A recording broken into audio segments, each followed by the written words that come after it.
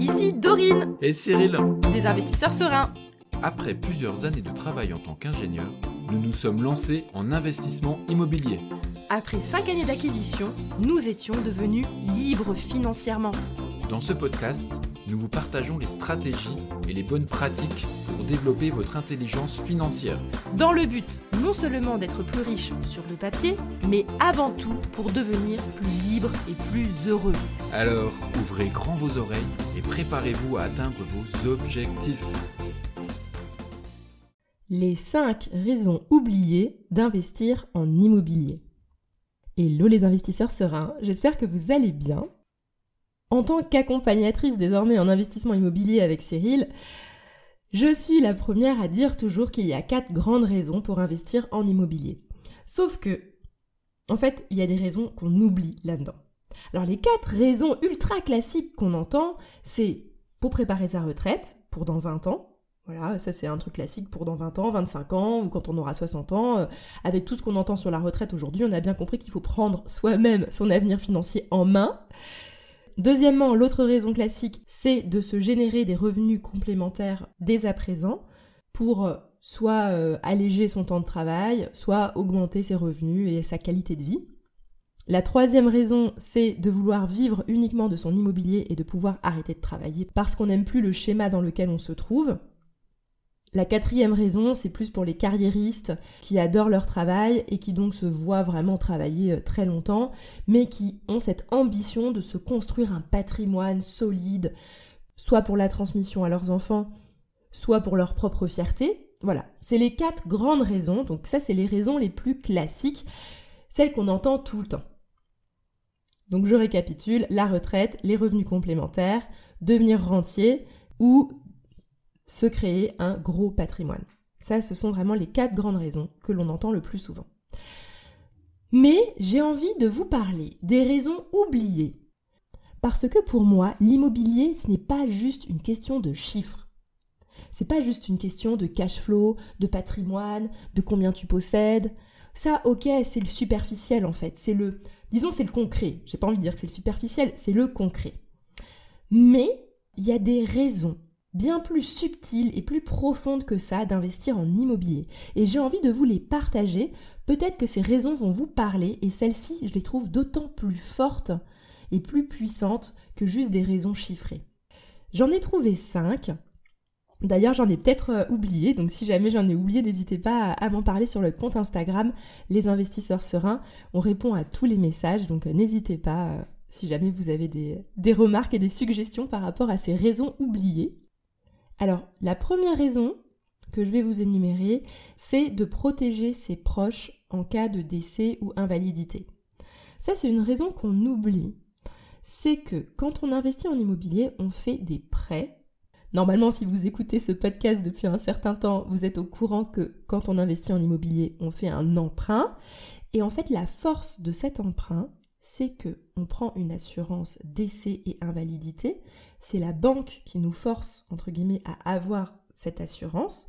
Et cette assurance, en fait, elle couvre la banque en se disant « Ok, si mon emprunteur décède, il y a un organisme d'assurance qui va rembourser l'intégralité du prêt à la banque de façon systématique. » Et donc, ça veut dire que la banque, elle est tranquille, elle va pas galérer à récupérer son argent une fois que vous êtes décédé. Donc elle est rassurée. Mais en fait, ce qu'on oublie dans l'affaire, c'est que ça vous rassure vous également et vos proches, parce que le jour où vous décédez, en fait, tous les biens sont automatiquement remboursés. Et pour notre part, Cyril et moi, on a tous les deux pris systématiquement et toujours l'assurance décès à 100%, dans le sens où si l'un de nous deux décède, tout notre patrimoine immobilier est automatiquement remboursé par l'assurance. Ce qui fait que le conjoint survivant et les enfants n'ont plus de dettes. Et ont donc finalement gagné ce patrimoine sur lequel il y avait encore beaucoup de dettes, et bien pour le coup, il est entièrement remboursé.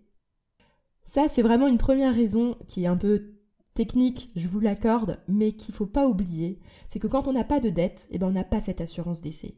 Et rien que cette raison-là, je veux dire, faites le pire investissement du monde, peu importe, un truc pas rentable, au moins, vous avez cette assurance décès qui fait que le bien est remboursé pour vos proches en cas de besoin. Et ça, franchement, c'est Voilà, pour moi c'est une raison hyper importante, moi j'aime bien être prévoyante là-dessus. Donc c'est ce que je vous recommande vivement. Bon, maintenant on va rentrer un petit peu plus dans des raisons un peu plus, un peu moins techniques. La deuxième raison oubliée d'investir en immobilier, c'est de faire en fait un premier pas en douceur vers l'entrepreneuriat. Parce que moi je sais, j'ai toujours voulu être entrepreneur, mais quand je suis sortie de mes études, c'était compliqué. J'ai échoué, j'ai essayé, mais j'avais pas réussi. Je pense que j'étais pas encore prête et j'avais encore beaucoup de choses à apprendre et à résoudre dans mon esprit. Bref, peu importe. Et du coup, je suis allée dans le salariat. Et en fait, l'immobilier a été la sortie idéale du salariat parce que c'est comme un micro-business assez simple, dans le sens où il n'y a pas besoin d'avoir l'idée marketing du siècle pour louer un appartement. C'est quand même un business assez simple, c'est un produit, l'appartement, qui se vend dans toute la France. Il n'y a pas besoin d'être un génie de l'entrepreneuriat pour réussir à avoir un appartement et de le louer. Du coup, ça nous fait une première porte d'entrée vers un entrepreneuriat simplifié. Donc moi, vraiment, j'encourage les personnes qui sont salariées et qui en plus aimeraient bien un jour entreprendre, créer leur entreprise, de passer par l'immobilier. Ça vous permet en fait d'avoir un peu des notions de base sur un business très simple, qui est la location d'appartements. Et en plus de ça, ce qui est merveilleux évidemment, c'est que ça vous protège par rapport à l'entrepreneuriat parce que potentiellement vous n'allez pas forcément réussir et en plus de ça, vous pourrez peut-être plus emprunter avant un certain temps, donc vous bénéficiez de votre capacité d'endettement maximale quand vous êtes encore employé. Donc voilà, la troisième raison oubliée pour investir en immobilier, parce que c'est bien beau d'avoir des raisons chiffrées, etc., de se dire « Ah, je veux des revenus complémentaires, je veux préparer ma retraite ». Ok, c'est bien, mais en fait, là, cette raison numéro 3, pour moi, c'est de développer la confiance en soi. Quand on se lance en investissement immobilier, vous allez voir, c'est forcément quelque chose où il y a beaucoup de peur autour. Donc c'est une grosse sortie de zone de confort. Et quand on réussit à accomplir cet investissement, la confiance en soi ne peut qu'augmenter. Et ça change en fait une personne dans le sens où, pour ma part, moi j'avais pas du tout confiance en moi côté business, côté entrepreneuriat. Je faisais juste mon travail de salarié et j'avais pas une confiance en moi incroyable. Et le fait d'avoir réussi à acheter de l'immobilier, mettre des locataires, tu prends confiance en toi. Donc, avis à toutes les personnes qui ont besoin justement de renforcer leur confiance en elles.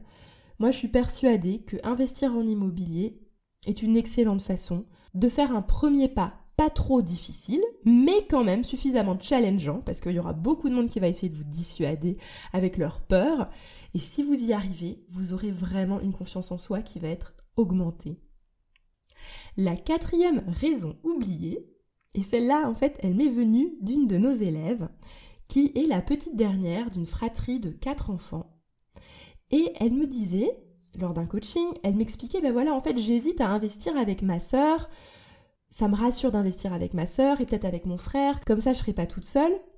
Et on a discuté, parce que nous, évidemment, quand on accompagne les personnes, on essaye vraiment de comprendre les raisons profondes, parce que pour moi c'est important en fait d'aller au-delà de juste les chiffres. Et en fait, au fil de la conversation, elle s'est auto-convaincue qu'en fait, il fallait qu'elle investisse seule. Tout simplement parce qu'elle voulait également, par rapport à son histoire familiale, prouver à sa famille qu'elle était capable de mener ce genre de projet.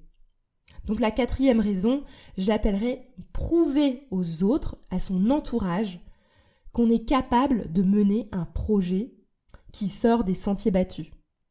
Donc voilà pour cette quatrième raison. Et la cinquième et dernière raison oubliée que je voulais vous partager, c'est de se développer personnellement et professionnellement. Alors ça sonne un petit peu vaseux comme ça comme expression, mais je vais vous détailler ça maintenant. En fait, quand on investit en immobilier, déjà, on prend des responsabilités. On devient responsable de son logement et de ses locataires. Et souvent, quand on est salarié, parfois on n'a pas de responsabilité particulière. Donc ça nous pousse finalement à un poste à responsabilité. Vous allez en plus développer des compétences que vous n'aviez pas forcément avant, des compétences de négociation, des compétences juridiques, des compétences fiscales, des compétences comptables.